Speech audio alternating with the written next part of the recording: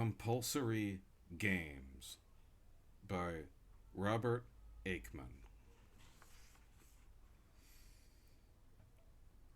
Some people are capable of pleasure, of enjoying themselves, but none are truly capable of content. A conviction of content can be sustained only by consistent coercion, outer or inner, and, even then, the underlying reality, the underlying mystery, inevitably seeps through, sooner or later, via some unforeseeable rift. Colin Trenwith was, in a sense, brought to destruction by his own best impulses, and yet, there they were, he and Grace, in a little house of which a long lease had been bought in a fortunate hour, because now it would have been hopelessly too expensive, between Kensington High Street and the Cromwell Road, fortified, as well as might be, against all things except sickness, death, inflation, revolution, and chance. Colin had even evaded the perils of independent practice, and had taken a salaried job with a large firm. Children had come to symbolize such an unprecedented demand upon their parents, conflictual also, while being increasingly unpredictable almost from their first toddlings, as to be best eschewed. Nor did the spouses of the Trenwiths' friends commonly tempt either of them to adultery. The Trenwiths therefore met life squarely. They knew about many of the dangers only too well, and saw no point in meeting any of them halfway. The dismal Mrs. Eileen McGrath seemed about as far removed from a threat as anyone or anything could be, nor were the Trenwiths wrong in this assessment, unconscious though it doubtless was. It would be difficult to blame Eileen either for what happened. The Trenwiths had a tiny garden between their front door and the fairly quiet street, but years ago it had been crazily paved all over by the outgoing tenant, and though the Trenwiths did not care for the effect, they had not yet gone as far as to lift the stones and plant roses. Starting from the gate, the visitor to Mrs. McGrath's establishment had first to turn right, then to turn left, but for a crow there would not have been less than 200 yards in the trip. Nonetheless, Mrs. McGrath lived in a different world. Some would point out that once the gentry had lived where she lived, and the servants of the gentry where the Trenwiths now lived, perhaps their gardeners. The former residences of the gentry, or near gentry, were towering grey masses stuck together in twos.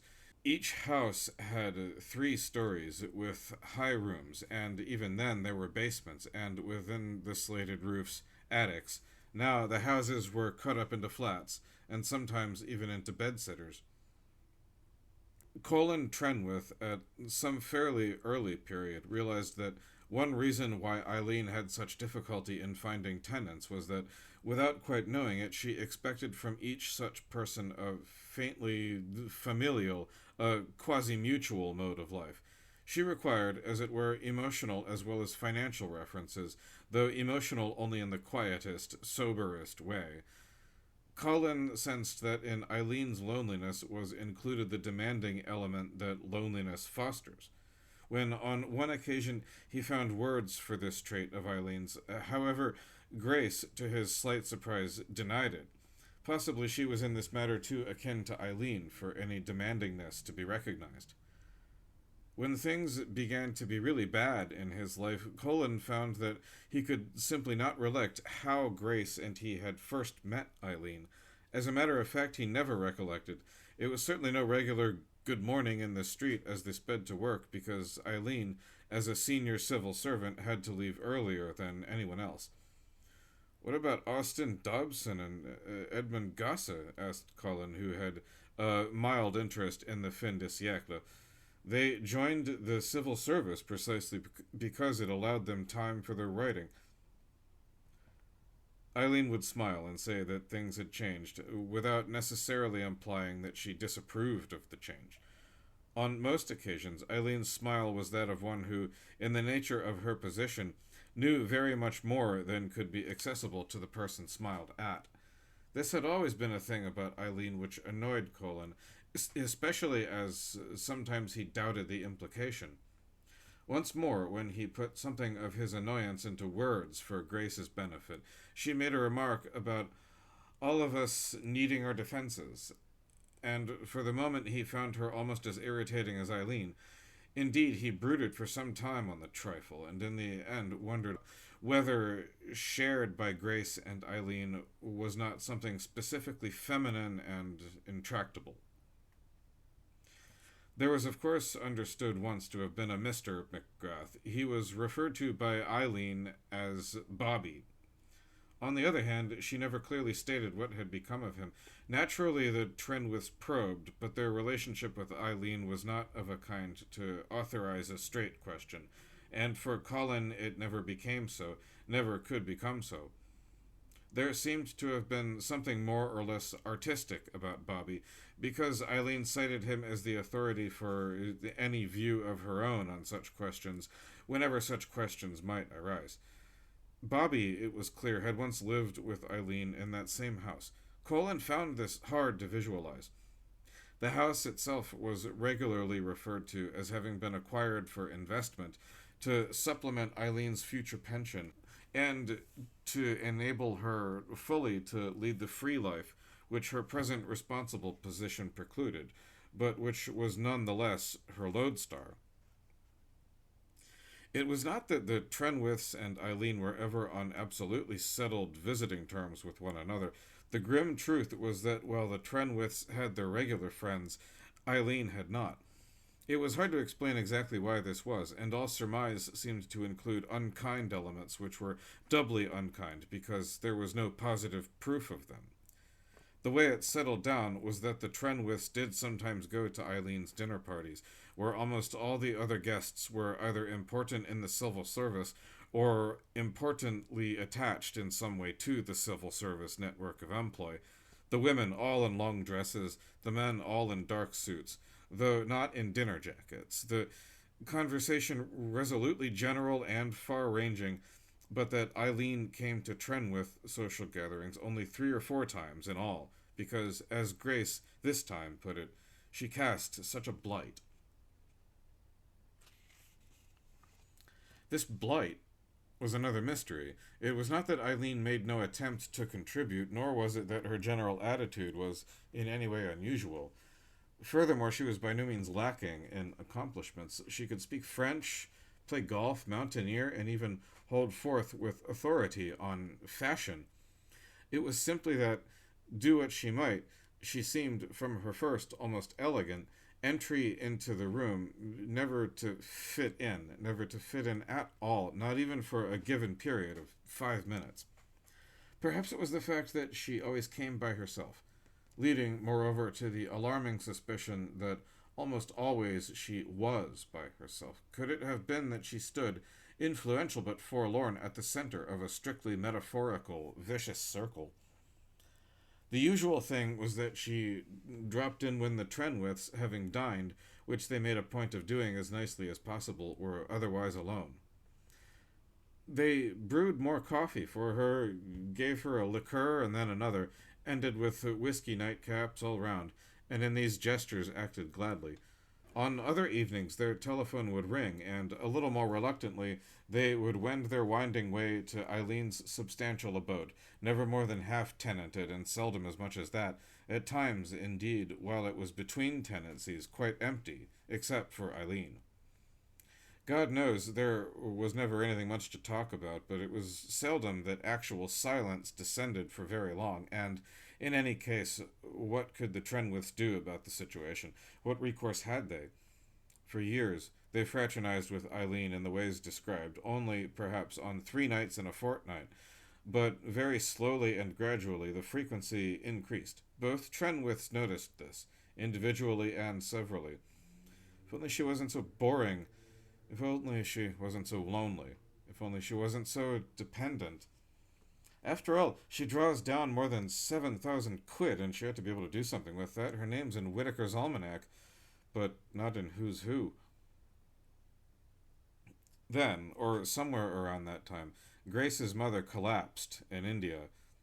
For some time, Grace's mother had been taking up cults, cultivating them, in fact, so India was almost inevitable.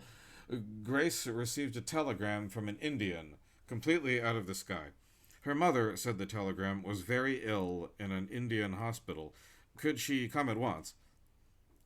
Grace had a quiet little job of her own, but she gave it up and went. Eileen McGrath brought influence to bear in obtaining her some kind of priority flight to the right spot at a convenient hour. The Trenwiths were impressed. It was the first time they could recollect Eileen displaying her prowess in such a way. Eileen rang up again the same evening, and Colin always recalled that what struck him most was that Eileen's tone should have changed so immediately, albeit indefinably. Somehow he would have expected a running in period, especially as there was no knowing how long Grace might have to be away, quite possibly months. All Eileen said on the telephone, however, was to point out that they were both now solitaries. He might as well come round, and she would see what she could do in the way of a scratch meal. This was spoken from her office to his office, and she said that he had better not arrive until about 8:30, because she would have to work late that evening, as on so many evenings. Never before had she expressed, at least to the Trenwiths, any awareness that she was a solitary. Quite the contrary, in fact, all down the quiet years, at least as far as words went. Eileen was a magnet. Colin, on his way home from work, bothered less about rushing and stood himself an evening paper, which was not his usual practice, because he could not help reading newspapers when once he had spent money on them. After entering the house, he stretched out his legs on the sofa for an odd and unwanted interlude, at one moment lost in whatever he was reading from the paper, at the next looking up at the ceiling and thinking about nothing. Thus a good hour passed. If this was not relaxation, Colin speculated, he did not know what could be. It was a matter he had often felt anxious about, as do so many people. He even reflected that regular, normal life with Grace might be happier still if interwoven with phases, flowing and ebbing unbidden, when he merely stared at the ceiling or the sky and thought about nothing. He poured himself a whiskey and soda, and then a refill. Unaccustomed procedures yet again, as he disliked solitary drinking because he had long ago found he never got anything out of it.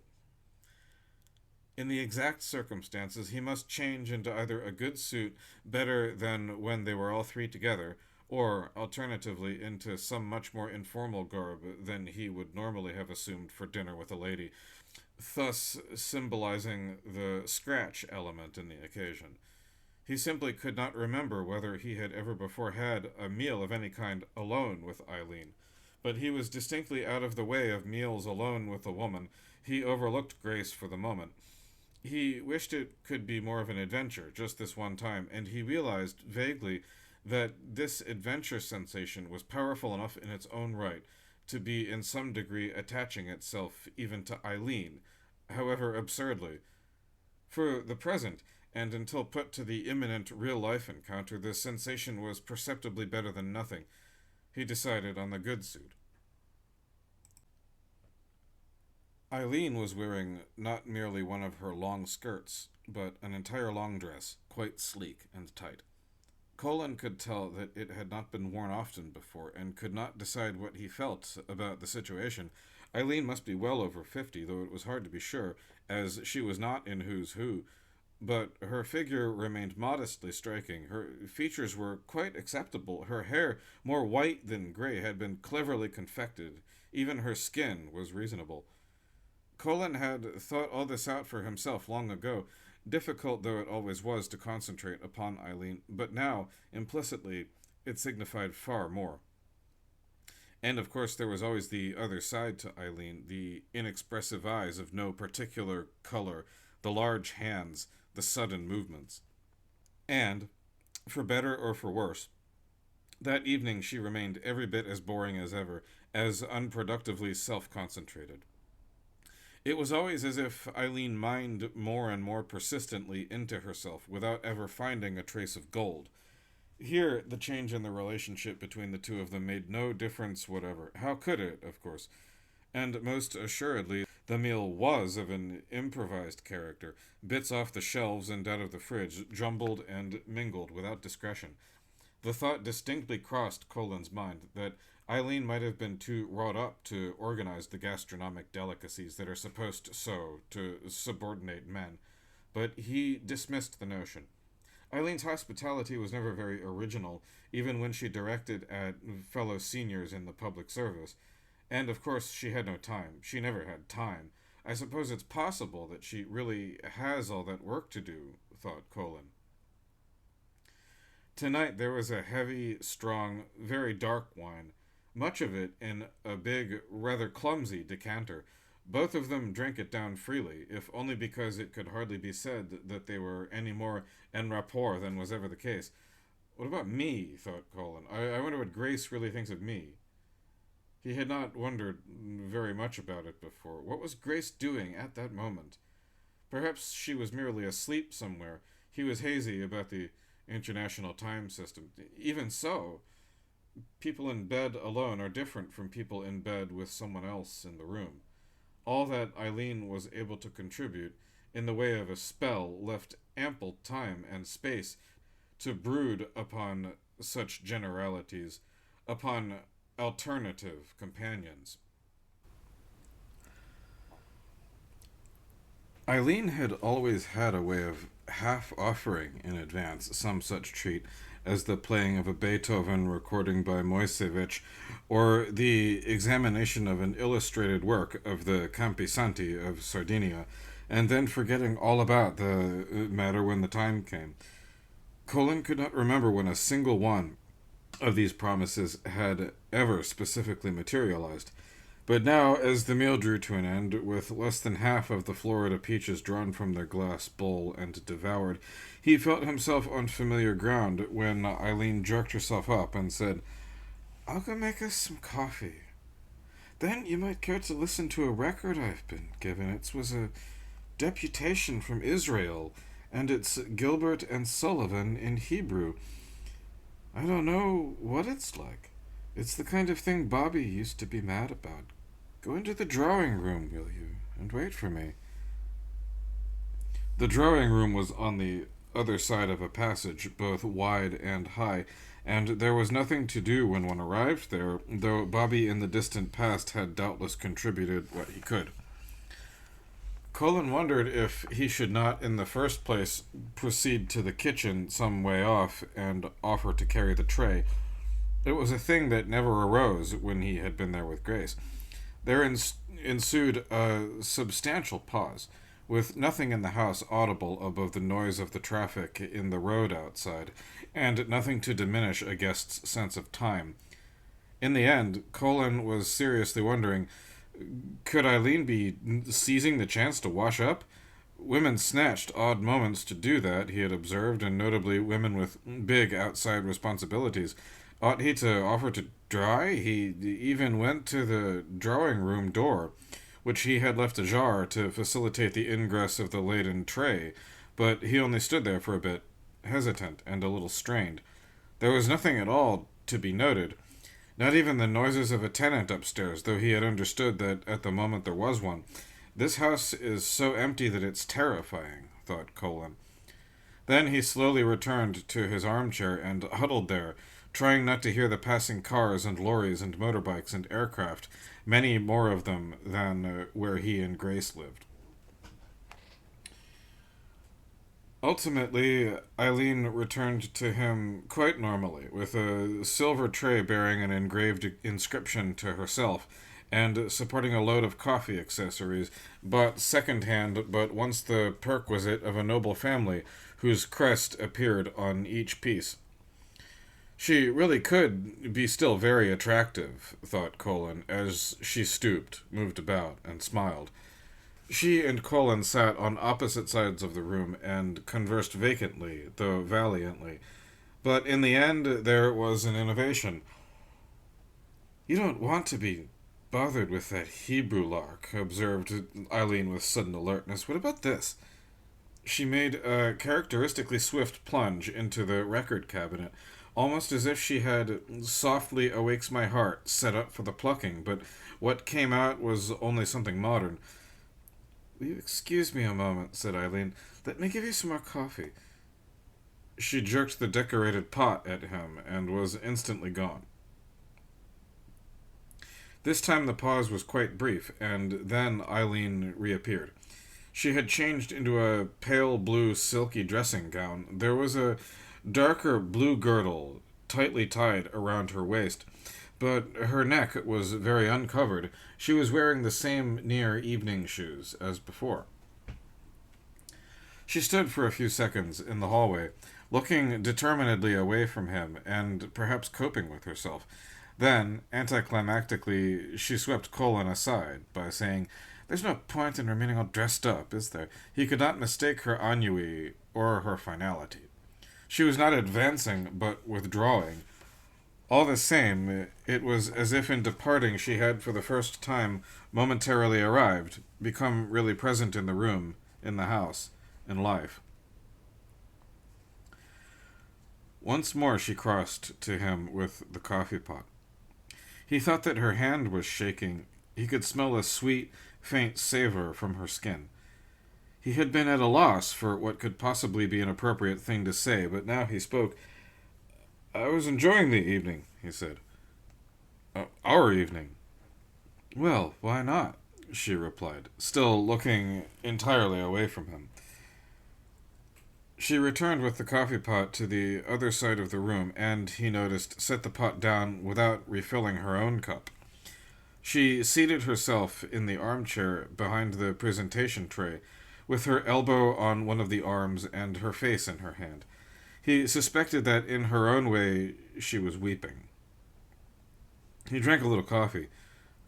"Eileen," he said in a low voice, "you're a very attractive woman. Very attractive. Have you ever considered remarrying? You could have a wide choice, I'm certain." Even more disconcertingly, she said nothing. "It's no business of mine, obviously, but perhaps you've got into the habit of being too much alone." "Yes," said Eileen, "that must be it." Colin could not pretend to himself that this was other than hostility. "Alone every minute of the day," continued Eileen, "except, of course, for nearly 3,000 others, mostly bastards." Colin was not so much astonished as alarmed, but it was no moment for weakness. "We all feel like that sometimes when we work for a large organization," he said steadily. "I wasn't so much thinking of your work." "No?" inquired Eileen. "You perhaps need an interest outside it as well," said Colin. "With me, it's books. Not that it's anything serious, but books take you away, and of course they often have a financial value. Nowadays, there's that too." But one of the most noticeable things about Eileen's house, or at least most noticeable to him, had always been that there were no books in it, of the kind that people read, so that he feared that, quite without intention, there had been some malice in what he had said, a detectable self-preening. He had noticed before that Eileen brought out malice in him, even when he was consciously determined upon the opposite. "Books aren't life either," said Eileen in exactly the same attitude. "In some ways they're much better," Augustine Birrell said, but Colin perceived that he was addressing the wrong person. Not that he often came upon the right person. The cacophony from the record player stopped suddenly, as modern music does, but Colin could hear the record still rotating. Eileen did nothing to retrieve it. "There are other hobbies than books," said Colin. "Outdoor ones as well as indoor." "My fingers are not green fingers," said Eileen, "but I'm perfectly all right, thank you. Probably I'm undergoing the change of life." Colin would have supposed she was past that.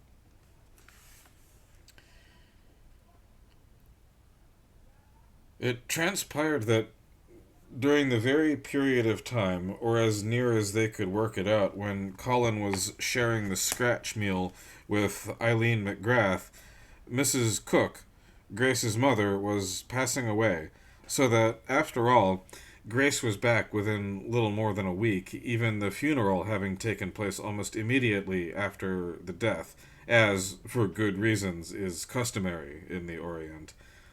After that, there was nothing for Grace to stay out there for, as she herself observed.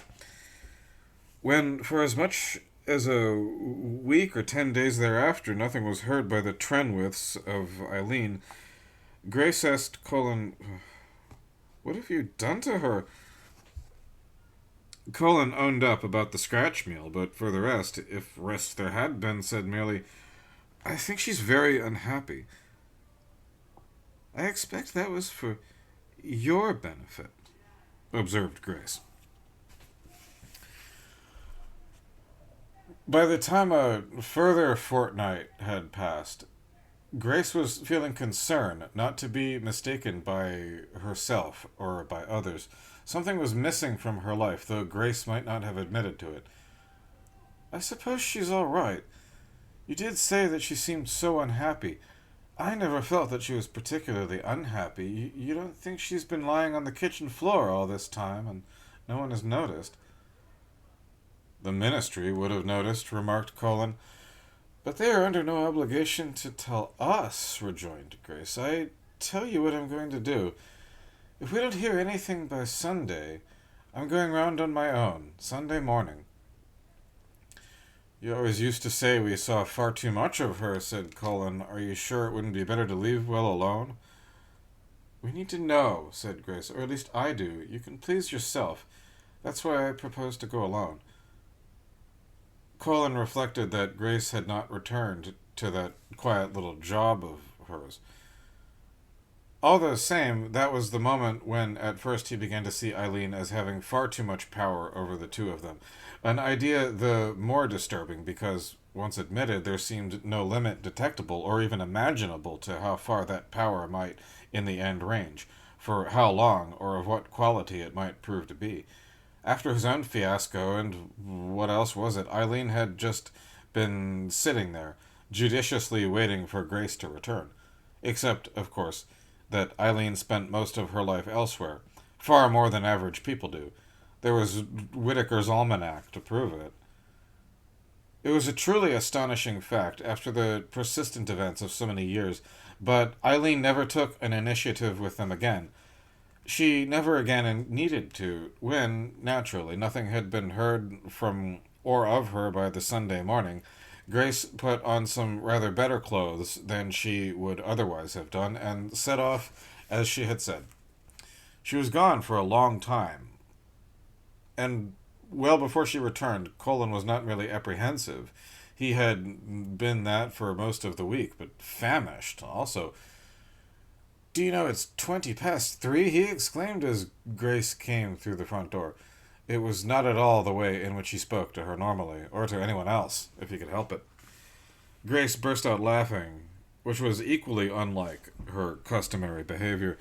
She neither explained nor apologized, but, as Colin had to admit, busied herself with unusual vigor and thoroughness in assembling a very good luncheon, however belated. All the time she seemed to be charged with good spirits, which had seldom been a way in which he would have described her, or would altogether have wanted her. Sometimes she hummed, which he always disliked in anyone. In the end, she suggested that they have a bottle of Côte du Rhône. He could think nothing to say, and she drew the cork herself, which he could not recollect her ever having done before in all the time he had known her. She did it with an odd flick of the wrist, apparently without effort. Of course, it was not a good wine that might have been disturbed by such treatment. She kept him in suspense, so that he lost most of his former appetite. He was certainly not going to take the lead in broaching the subject of Aileen, though there was no positive reason why he should not. When the wine had softened both of them, and induced the usual illusion of fuller communion between them, she said not only that Aileen McGrath had decided to make flying her hobby, amateur aviation to be learned, qualified in, and practiced from a club, but that she had persuaded her Grace to go along with her in the adventure. They were to experience and suffer all jointly, and when the time came, they were to pool their resources and purchase a moth for their joint use. I may not have enough cash to pull my weight properly, but Eileen said that doesn't matter, and she'll make up any gap. That's what it is to have 7,000 a year and no real expenses. Do you know these tenants of hers actually pay for the whole house? Well, most of the time. Some of the time, said Colin, and he could only think to add, but what do you want to learn flying for? For fun, replied Grace with some aggression. Eileen says that when you have a plane and can fly it yourself, there's nothing you can't do. I doubt that. Not in the modern world, anyway. There are more restrictions on flying than almost anything else you could think of. Oh, Colin, don't be a spoilsport about this. He was sincerely aghast at the implication. When have I ever been a spoilsport? You shouldn't say that, Grace. Always. Always, always. What could he rejoin, except to inquire, but do you really propose to do all this with Eileen McGrath, of all people? Grace replied quite quietly, I find there's much more to her now, that she has something to take a real interest in. But, Grace, you can't stand her. For years and years you haven't known where to put yourself when she was there. That's the most absurd exaggeration. It's simply that Eileen has been very unhappy all this time, ever since we first knew her. You said that yourself. She's only doing this in order to mix with men, said Colin. I should have thought there were enough men in the civil service, said Grace. The most immediate practical upshot was that Grace was never there.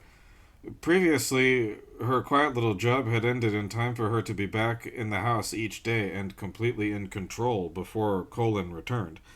Now, on many evenings of the week, there could not be said even to be a regular meal because Grace was attending a lecture or otherwise committed to her course. The weekends were worse. Then she would be actually flying or otherwise in the bronzed hands of an instructor. At the public holidays there were mass junketings, airborne and otherwise.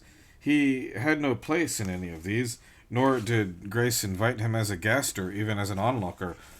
And as for Eileen, she, for better or worse, had dropped right out of his life. Ruefully he concluded that it was for worse, though in any past year he would have been astonished at himself. By now, the blunt fact was that Colin was entirely alone in life. It was not easy even to seek sympathy, but Colin been a sympathy seeker by temperament, which he was not. He had never for one moment had the slightest inkling of how dependent upon Grace he had become for almost everything, though with physicality nowadays far, far down the list, as was to be expected. Still less it had even occurred to him that such as Eileen were contributing anything of value to his days. His life had seemed settled on a path peaceful, pleasant, and preferred, and he had thought chosen for the two of them as much by Grace as by himself. That, indeed, had been why he had become so fond of Grace.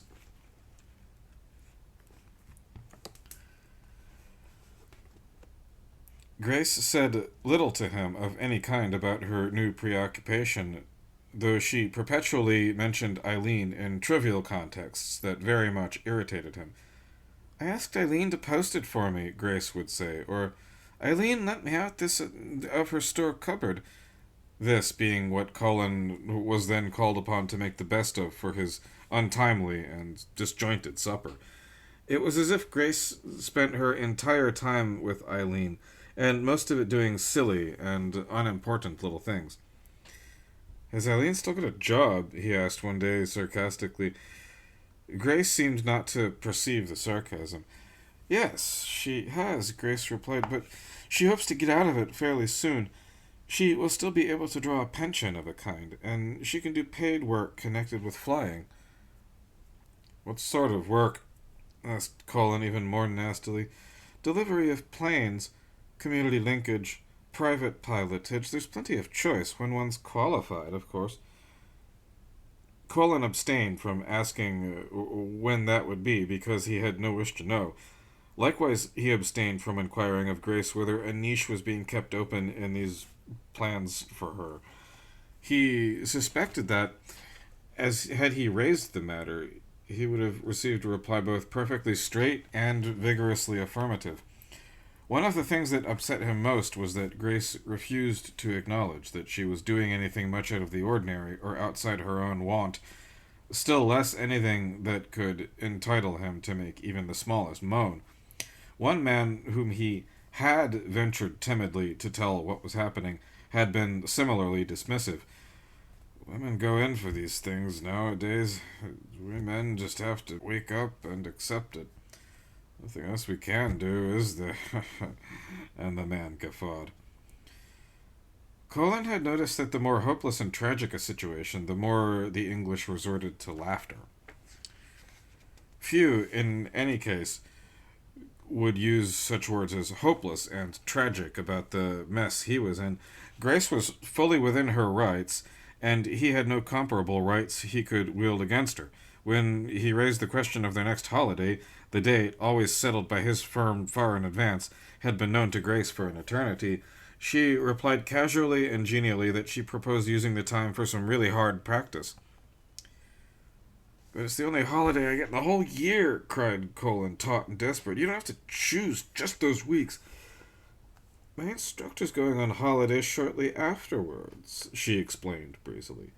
"But what about me?" Colin was palpably losing his grip. "You can do whatever you like, Colin. I don't want to interfere with your plans in any way." As if she were not his plans, as she had been so reliably for a steady number of years. "Don't you care for me, Grace, any more?" "Of course I do," she smiled widely. "I love you very much, and I always shall."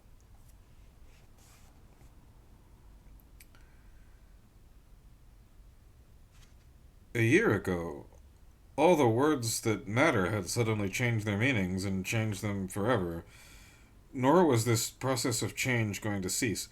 Colin felt that he would never even die. Rather was he to be endlessly dragged out of himself, molded, melted, and miniaturized, while all the time his real self remained entirely conscious but entirely powerless, like a discarded chrysalis, still with feeling. A mannequin was materializing while the man watched, having first been paralyzed. But perhaps most marriages are like this in the end, thought Colin one night, and soon the current of events sliding towards his final devastation began to race. On one and the same day, Grace told him she was now permitted to fly solo, and that Aileen McGrath and she were buying their moth. "You can't afford it, Grace." Colin at least knew that very well. "I've always had a little package under the bed that I didn't tell you about, and if that's not enough, Eileen's going to help me out, as I told you." "Do you mean to say that you've had sources of income that have been omitted from my tax returns? That's a serious offense, Grace, and it's I who am liable for it, not you." "Fuss, fuss, fuss," she chuckled at his torment. Yet it was not that she was treating him with direct contempt. It was more that she evinced entire lack of interest in his needs and life patterns, though doubtless she would have protested, with all the sincerity of indifference, that he was perfectly entitled to whatever life patterns he pleased, just as she was. He could not speak to her. "Colin, I never said a word about sources of income." He stared. "Do you mean you've got a large sum of capital which you've not even bothered to invest? Really, we're hardly as rich as that." All his bitterness concentrated upon this visible aspect of the travail. "I'm investing it now, in a beautiful scarlet moth."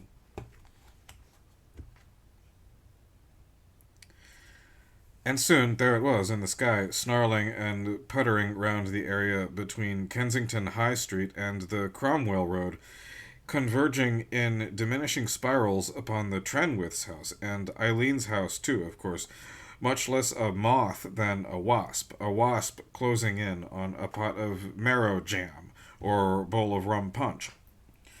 Whoever it was up there, whichever of the two had come to greet him, to recognize his existence. It was a sunny Sunday morning. The buzzing horror was so rubicund, so vibratory, so malign that Colin, who had at first dashed out of the front door onto the crazy paving, put his hands over his eyes after the briefest glance at it.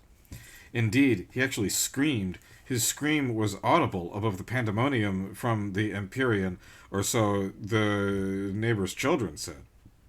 They were thoroughly acclimatized to even the rowdiest aircraft, but less so to grown men loudly screaming.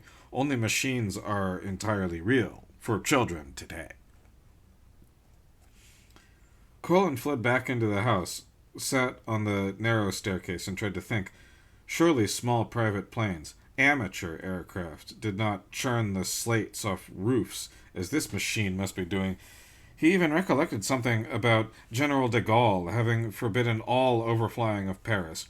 But had it been all, or only the overflying of vast airliners? More important, was it legal, even in Britain, for private aviators to circle above dense residential areas? To no question that concerned aviation, legal, technological, or metaphysical, had he the ghost of an answer, because his mien had silenced Grace, who might have been well pleased to enlighten him.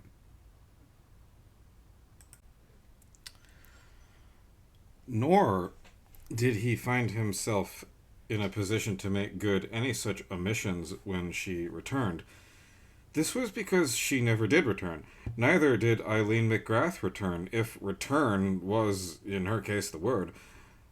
Colin was, of course, distraught about Grace's unexplained absence that Sunday night, though he had not yet decided to telephone the police, the hospitals, and whoever else it is to be telephoned when people have to be accepted as missing. He had positively resolved not to ring up any of them. Grace was a middle-aged woman, perfectly able to look after herself. Indeed, one of his routine remarks in recent months had been, "You're a middle-aged woman and can't carry on like a crazy girl." And he himself, by this time, knew the way round his own twilight life. It proved to be just as well that he had done nothing sudden or rash, because on the Monday morning a letter arrived from Grace, saying, perfectly pleasantly, that she and Eileen were taking a house near the flying club. He would be sure to find it noisy, she remarked with a glint in her eye, or at least in her writing instrument. Perhaps for that reason she gave no address. After reading this epistle, Colin had to leave for the office almost immediately, but that evening he strolled round to Eileen's abode, first right, then first left. When he arrived there, he found that the front door was painted purple instead of green, and when he rang that Eileen had apparently sold the house months before, it was now occupied by a different class of person altogether, and there was little to be communicated, at least to Colin. Colin reflected that perhaps Grace and he should have had children. It was a thought that had often come to him during the past 12 months. How many children? He also wondered. The children in the street stopped playing about and gawped silently at him as he passed. Grace failed to return, and Eileen failed to return, but to compensate, the big, red, noisy moth came back often. It can't really be big, thought Colin. It must really be quite small. The enormous shadow it cast must be a trick of the light, refraction, or something of that kind. Colin remembered the term from the children's encyclopedia his own child had said. All the same, he deemed it unwise to challenge that shadow, to let it fall on him. In fact, he would dodge from side to side of the street to prevent any chance of this happening, and drifting round Kensington Gardens had become impossible, because his dartings about made the children giggle and follow. The simplest and most obvious thing was to remain, as far as possible, indoors, at home, as it is called. When he was safely shut up with the curtains drawn, there was only the noise to worry about, though that could be very unpleasant indeed. Not that these things happened all the time. Colin could hardly have continued his normal life, new pattern, if they had. Perhaps twice a week was the average for the present, or some frequency greater by a decimal addition if the period chosen was a month.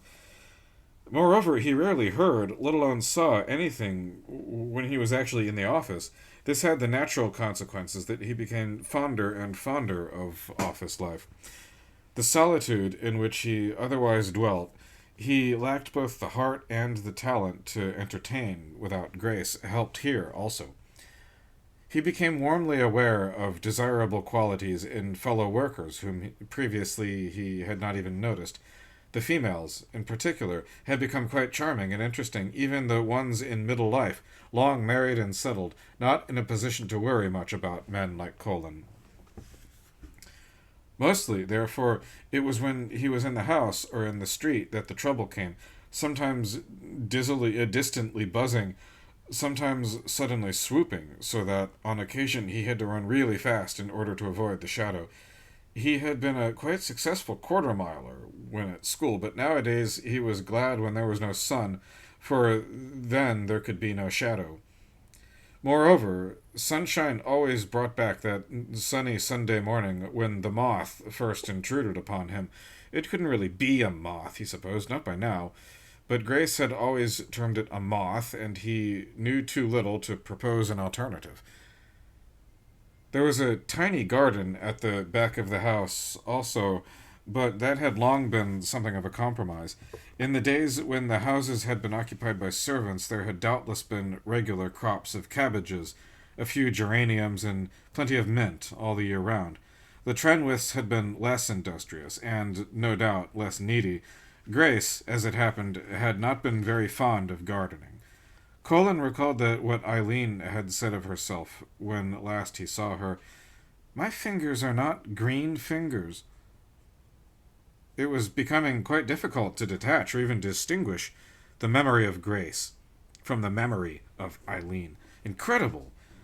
But after life has begun to run away from us, nothing is ever again really credible, nor does it matter. Colin was obliged to enter the back garden from time to time in order to reach the dustbin. The men emptied it by drawing it through a hatch in the back fence. That evening on which he first became aware that Aileen and Grace were becoming infused in his memory, he had just lifted the lid when the moth, or whatever it really was, swooped catastrophically from the highest of high heavens. It had dropped on him with no warning at all, unless Colin's thought about the two women had amounted to premonition. Perhaps that was so, because this time the machine came low enough for him to identify the pilot, that matter he had wondered about from the first, because a thing he had understood was that there could only be one pilot. And at these newly close quarters, the answer was simple. There appeared to be no pilot. The monstrosity was in perfectly free flight, though another, and possibly more hopeful way of putting it, might be that the machine was out of control. Its inhuman breath and the tremendous swirl of its passage laid Colin low. The children at the windows of the houses at the back saw him shrink and collapse, possibly striking his head on the hard rim of the dustbin. If that happened, there was no sound of it detectable by the children, because there was so much other sound. On most days and nights in Kensington there is aircraft noise of some kind, somewhere, sometimes louder than at other times, according to the direction of the wind and other circumstances more remote. It was pitch dark when Colin came to himself again, if truly he ever did. He resolved to take a grip and see what a week in the country could do, and he even managed to obtain the necessary leave of absence. Possibly some in the office had had enough of the new Colin's anxious fraternization. Almost at random he selected a hotel he did not know and a place he did not know, though harmless enough, as people do at such times. He thought he needed novel surroundings, and in any case, places he did know were saturated with memories of Grace. The Trenwiths had at one time owned a small motor car, but it had been unexpectedly costly to house, in that their little abode had no garage, and they found that, in any case, they were using it less than they had expected. doubtless because they fared perfectly well, or so it had seemed, without unnecessarily leaving home. So Colin set off for the countryside by train. There are few slow trains nowadays, linking one real place with another real place, but Colin's train did stop several times before reaching his destination. Each time the noise of the wheels ceased, Colin became aware of its place being taken by aircraft noise above. The idea that each time it was the same noise from the same machine was so unlikely that Colin decided to dismiss it. The fact that to him it certainly each time sounded exactly the same probably implied or confirmed that his mind was giving away, now a quite minor consideration. Instead of stopping at stations now closed and useless, the train regularly stopped in the middle of the landscape. At those times, the aircraft noise without was particularly like the distinctive noise with which he was so familiar. There had always been occasional days, however few, when even at the office there had been a fairly steady, very individual buzzing above and around. Colin's ears had learned to discriminate. At his point of arrival, Colin found that he could hardly move. All his strength, all his identity were being drawn out of him, and throughout, some part of him had to watch it happening, the main part of him, the real man, the implicit ghost. He was being mashed up and transmogrified before his own inner eyes, and the new entity, deprived of all egoism, would live forever. Still, the unknown hotel seemed quite nice, as far as one could tell, though Colin had not altogether grasped before his departure from Kensington how expensive hotels had become. The machines cost enormous sums to maintain, and every day there are more of them, and huger, and more intricate, more bossy. One cannot expect there to be much wealth left over for obsolete patterns of life. It would have been quite jolly in the hotel room had Grace been with him, but without her it was lonely, nor did the buzz on the horizon show much prospect of easing off. Common sense suggested that from that day forward it would never ease off. Colin wondered if henceforth it would not be continuously louder, or virtually so, even in the office. He felt sick. Question 1. What had he done or not done to bring all this about? Question 2. What had Colin's actions or inactions to do, in any case, with why things happened to Colin? Life was gross and headstrong, and when set to destroy, proffered its own virulent fatality. At the edge of the country town was the big house, with a high wall round its curtilage. A card at the hotel reception stated that the gardens of this house were open to the public. Colin was passionate neither for botany nor for horticulture, but as a visit to the gardens was doubtless unusual, thought he might as well have a look. Also, there was not an enormous amount else to do, even though he was in the place for a week. Soon after he had paid to enter the gardens, Colin realized that the distant buzzing roar had stopped. There had been no queue at the improvised cash desk, which took the form of a battered kitchen table, manned by a crouched figure with sparse whiskers, an old-age pensioner. Moreover, Colin seemed to be the only person within the gardens. It was an ordinary weekday, and on ordinary weekdays people are not free to visit gardens. Possibly also these particular gardens had been open too continuously for too long. The maintenance struck Colin as scamped and scanty, and if there were no visitors, there were no gardeners either. The terracotta edgings to the flower beds were much chipped, and sometimes whole sections were missing. Weeds were beginning to be noticeable on the once gravelled paths, like mold on bread.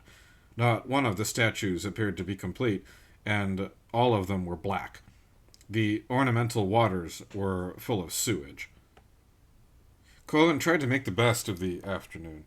He essayed a real effort in that direction, even if it were to be his last, and after all, at least it was quiet here.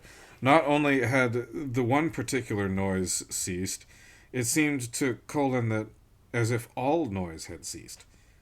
It was like heaven in the moments before the music is heard. Even the pensioner had been palpably deaf, perhaps totally so. Colin had been able to submit the exact sum specified on the poster and had not needed to converse with him. Colin soon came to the house. It was obvious why only the gardens were open to the public. The house, though once beautiful, looked as if it had been unoccupied for a generation. Neglect was approaching the well-known point of no return. Even the weed growth was thicker on the wide walk which ran the length of the garden front, and much further in both directions. At one point among the weeds were a round can that had once contained an American beverage and a red romper-type garment, discarded, dirty, and diminished by the weather. Colin thought he might as well continue to the back. It would be as well to see everything, and what else was there to do which might promote recuperation? The back of the house, being the part in which so much of the living had gone on, looked more blighted and less beautiful than the front. But the neglected lawns, the mowing schedule needed to be at least doubled, and the wide gray paths spread out at the back as at the front. A drive for the owners of the house and their visitors went off to Colin's leftward, and a delivery drive for tradesmen also wandered away among concealing bushes and low, necessary structures. The first and main drive was barred by a length of circular pipe, dark brown with rust, and extended between battered trestles. No doubt the other and working approach was still in occasional use. Surely something was being done from time to time. There seemed no clue or guidance as to the expected next step. The visitor was very much on his own. Of course, there were many things to be said in favor of that. At some distance away, half left from where Colin stood, was a walled kitchen garden. Colin was in no doubt about what it was, or had been, but next he noticed that a number of small heads rose in a line above the faded brick wall. The same complete silence continued, but it was difficult to doubt that the heads were observing what Colin might do next, even if because there was so little else that was mobile to gaze at.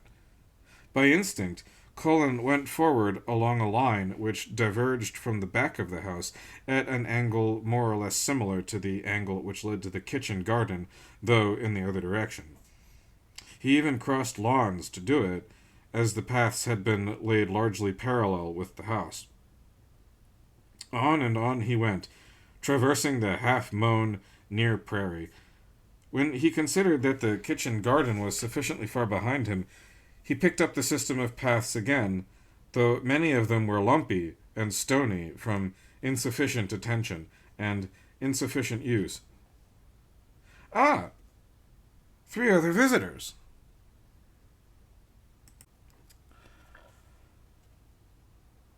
They were not together either, quite far from it, indeed, even though all of them had come into view simultaneously, at least where Colin was concerned.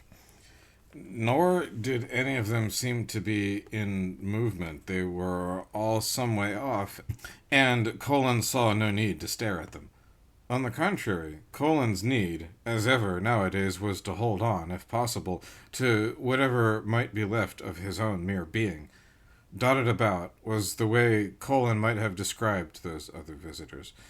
He continued with calm on his previously decided way, allotting to the others no especial attention. But, despite everything, he became aware that they were encroaching. It was the only word for it. Not only were they no longer where they had been, but much, much closer. They were also very positively intruding and ousting. He could feel the combined thrust of them, and that he was shrinking beneath it, while, very curiously, at the same time he could see them standing over there, still keeping their distance, apparently, albeit so much nearer than before. Moreover, the horizon had begun once more to buzz. The three figures were now differently related to one another. Two very near, the third considerably more distant. Colin strained his eyes to identify this further figure. In the end, there was no need for strain. The far figure was himself, smiling broadly. This was what would survive of him forever, if survive was at all the word, if there was a word. It was hard to say how much time passed, but into the buzz was now entering a cold, ear destroying, but still quasi human shriek. Then the pilotless red moth, its proper size as uncertain as ever, hurtled across and down, absorbing and dissolving and slaying, grotesquely beyond all question that Colin could formulate or answer that he could accept. New, smiling Colin would have no need for either, and, what is more, no use.